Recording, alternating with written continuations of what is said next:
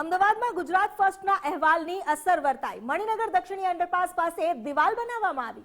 વરસાદમાં ધરાશાયી થયેલી દિવાલ જેનું ફરી નિર્માણ કરાયું। 100 મીટરથી વધુ લાંબી દિવાલ રેલવે દ્વારા ફરી બનાવવામાં આવી। 25 ઓગસ્ટના રોજ વરસાદને કારણે દિવાલ ધરાશાયી થઈ ગઈ હતી। આ મામલે ગુજરાત ફર્સ્ટે અહેવાલ દર્શાવ્યો હતો।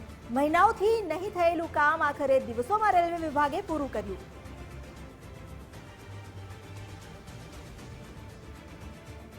ચોમાસામાં દિવાલ પડી ગઈ હતી ત્યારે બહુ તકલીફ થતી હતી। પાણી અહીંયાનું બધું સોસાયટીમાં જતું રહેતું હતું અને પબ્લિક બી દિવાલ તૂટી ગયેલી એટલે રેલવેમાંથી બી રેલવે પ્રસાર થતી કોઈ બી ટ્રેન તો પબ્લિક બી આ બાજુ અંદર આવી જતી હતી। અકસ્માત થતો હતો, મોસ્ટલી તકલીફ બહુ ટ્રાફિક બી થઈ જતો હતો।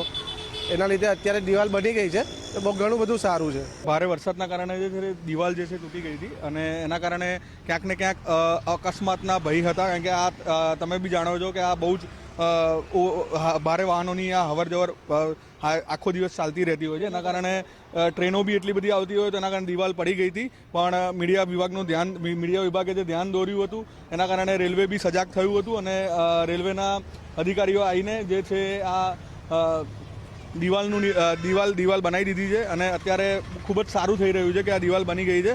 25મી ઓગસ્ટ 2024ના રોજ ભારે વરસાદ અમદાવાદમાં પડ્યો અને તે વખતે મણિનગર દક્ષિણી અંડરપાસ પાસે રેલવેની દિવાલ ધરાશાયી થઈ। 3 થી 4 મહિના થયા પરંતુ રેલવે વિભાગ કોઈ જ કાર્યવાહી ના કરી। આખરે ગુજરાત ફર્સ્ટે સ્ટોરી કરી, અહેવાલ પ્રસારિત કર્યો અને તેની સીધી ઇમ્પેક્ટ આવી છે। બિલકુલ જોઈ શકાય છે કે જે દિવાલ છે તે બનીને તૈયાર છે।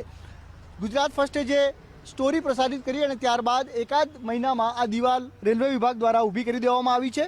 મહત્વનું છે કે 100 મીટરથી વધુ લાંબી દિવાલ ધરાશાયી થઈ ગઈ હતી। ત્યારથી અત્યાર સુધી દિવાલનું કોઈ સમારકામ કરવામાં આવ્યું ન હતું। પરિણામે માર્ગ ચાલકો અને રેલવેમાંથી અનેક જે પ્રવાસીઓ હતા તેઓ શોર્ટકટથી લોકો રેલવે ટ્રેક ઓળખતા થઈ ગયા હતા। પરિણામે વારંવાર અકસ્માતની ઘટનાઓ પણ બની રહી હતી। એક મોટો ભય સ્થાનિકોમાં ઊભો થયો હતો। રેલવે વિભાગ દ્વારા કોઈ પણ પ્રકારની દિવાલ બનાવવાની તસ્દી પણ લેવામાં આવી ન હતી। લોકો માટે મોટું જોખમ ઊભું થયું હતું અને ક્રોસિંગ પરથી રોજની સેંકડો ટ્રેનો પસાર થાય છે અને સ્થાનિકોના મતે અહીંથી દેશી દારૂની હેરાફેરી પણ સાંજના સમયે થતી હોય છે। ત્યારે આજે ગંભીર પરિસ્થિતિ પેદા થઈ હતી તેનો જે આખો અહેવાલ હતો ગુજરાત ફર્સ્ટે પ્રસારિત કર્યો અને હવે રેલવે વિભાગ સફાળું જાગ્યું છે અને દિવાલ બનીને તૈયાર છે અને લોકોને મોટી રાહત થઈ છે। એટલે એકવાર ફરી ગુજરાત ફર્સ્ટના અહેવાલની સીધી અસર જોવા મળી છે, એક મોટી ઇમ્પેક્ટ સામે આવી છે। કેમેરા પર્સન વિજયસિંહ દોડ સાથે સંજય જોશી, ગુજરાત ફર્સ્ટ, અમદાવાદ।